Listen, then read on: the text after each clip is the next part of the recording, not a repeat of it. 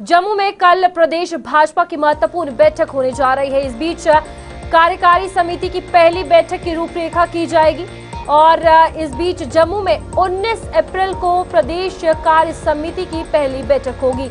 जम्मू कश्मीर में महिला और युवा भागीदारों को बढ़ाने पर जोर रहेगा। भारतीय जनता पार्टी जम्मू और कश्मीर की नवगठित कार्यकारी समिति की पहली बैठक से पहले जम्मू में कल यानी कि रविवार को प्रदेश भाजपा की अहम बैठक का आयोजन किया जाएगा। इस बैठक में नवगठित कार्यकारी समिति की बैठक के लिए रूपरेखा तैयार की जाएगी। कल होने वाली बैठक की अध्यक्षता राज्यसभा सदस्य और भाजपा के प्रदेश अध्यक्ष सत शर्मा करने जा रहे हैं। आपको बता दें कि जम्मू में 19 अप्रैल को होने वाली कार्यकारी समिति की बैठक प्रदेश बीजेपी इकाई के पुनर्गठन के बाद आयोजित होने वाली महत्वपूर्ण बैठक मानी जा रही है। इस बैठक में करीब 350 से अधिक नेता, विधायक और सांसद भाग लेंगे, जबकि पार्टी के राष्ट्रीय महासचिव तरुण चुग इस बैठक में पर्यवेक्षक के रूप में मौजूद रहेंगे। बैठक में मुख्य रूप से बूथ्स को मजबूत करने, ग्रामीण क्षेत्रों में पार्टी की पहुंच बढ़ाने की रणनीतियों और आगामी राजनीतिक चुनौतियों के लिए रोड मैप पर चर्चा होगी। इसके अलावा युवा और महिला भागीदारी को बढ़ावा देने पर भी चर्चा होगी।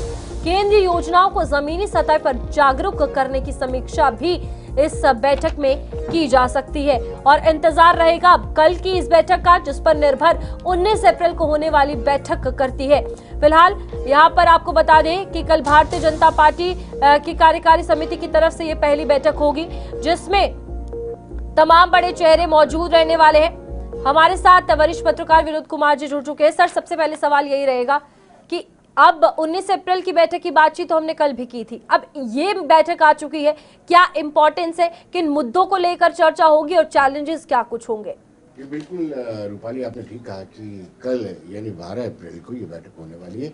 ये स्टेट ऑफिस बिल्डर की बैठक होती है, जिसमें प्रदेश पदाधिकारी जिनको कहा जाता है। इस बैठक में जो प्रदेश कार्यकारिणी होने जा रही है 19 अप्रैल को, उससे पहले की रूपरेखा तैयार की जाएगी कि उस बैठक में क्या क्या, किन किन मुद्दों पर और किन किन प्रस्ताव को रखा जाना है, क्योंकि ये संगठनात्मक चीज़ें रहती हैं। पहले जो ऑफिस में प्रदेश पदाधिकारी उनकी बैठक होती है, फिर प्रदेश कार्यकारिणी की बैठक होती है। ये लंबे अंतराल के बाद हो रही है, क्योंकि जब से सत शर्मा बने उसके बाद पहली बार ये मीटिंग होने जा रही है और इस मीटिंग में क्या क्या रखा जाएगा, क्या क्या रेजोल्यूशन होंगे, उसकी जिम्मेदारी आज इनको सौंपी जाएगी।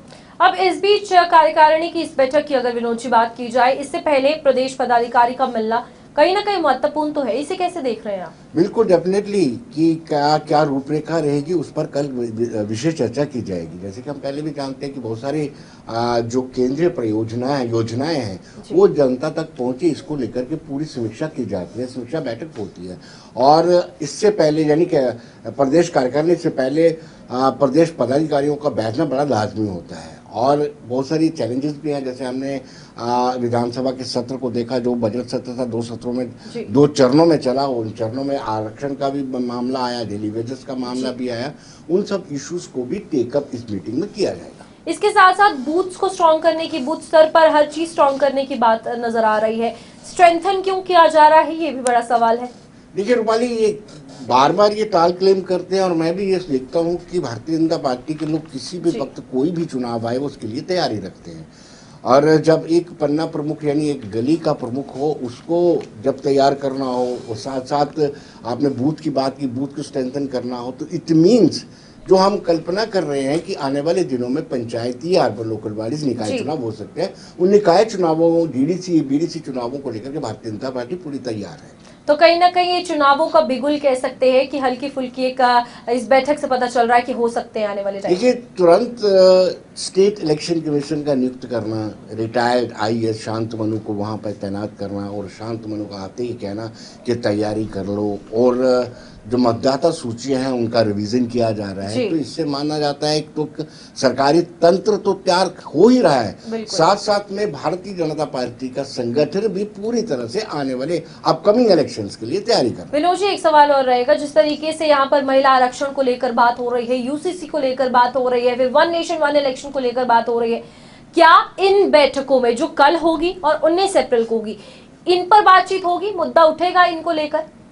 डेफिनेटली। देखिए, खुद जब स्थापना दिवस था, मुझे पक्का नहीं याद है, 47th Yes. फाउंडेशन डे था बीजेपी का, उस दौरान प्रधानमंत्री नरेंद्र मोदी ने स्पष्ट रूप से कहा था कि अब संगठन का लक्ष्य यूनिफॉर्म सिविल कोड है, वन नेशन वन इलेक्शन है और महिलाओं को 33% आरक्षण जो है वो वहां पर दिलवाना है, यानी लोकसभा में, राज्यसभा में और साथ साथ विधानसभा में दिलवाना है। तो इसके लिए एक जो माहौल बन रहा है, क्योंकि वो विपक्षी ये कह रहे हैं कि हमें कॉन्फिडेंस में नहीं लिया जा रहा, हमने आल पार्टी मीट की डिमांड की थी, तो ऐसा माहौल बनाने का प्रयत्न किया जा रहा है कि जो कोशिश की जा रही है, लेकिन उसको डिफ्यूज करने के लिए भी एक चैलेंज बीजेपी के पास रहेगा और इस बैठक में, कार्यकारिणी में इस पर भी चर्चा होगी। एक और चीज है विनोद जी, यहाँ जम्मू कश्मीर की अगर बात की जाए, जम्मू में भारतीय जनता पार्टी स्ट्रांग है, हम सब जानते हैं। कश्मीर में किस तरीके से किया जाए, बैठकें तो हो रही है और ये जो डिफरेंस आ जाता है, कहीं ना कहीं दोनों उतने ही बराबर जरूरी है, जम्मू और कश्मीर, इसे कैसे अब भारतीय जनता पार्टी को ओवरऑल केटर करना होगा? वेल रूपाली, इसमें बहुत लंबा तजुर्बा रहा है। पहले देखिए, नेशनल कॉन्फ्रेंस और कांग्रेस का वर्चस्व रहा था, ठीक है। फिर उसके बाद 99 में पीडीपी आई और 2002 में उन्होंने सरकार भी बना ली, यानी 3 हिस्सों में कश्मीर बढ़ गया, जम्मू कश्मीर भी मान लेते हैं बढ़ गया।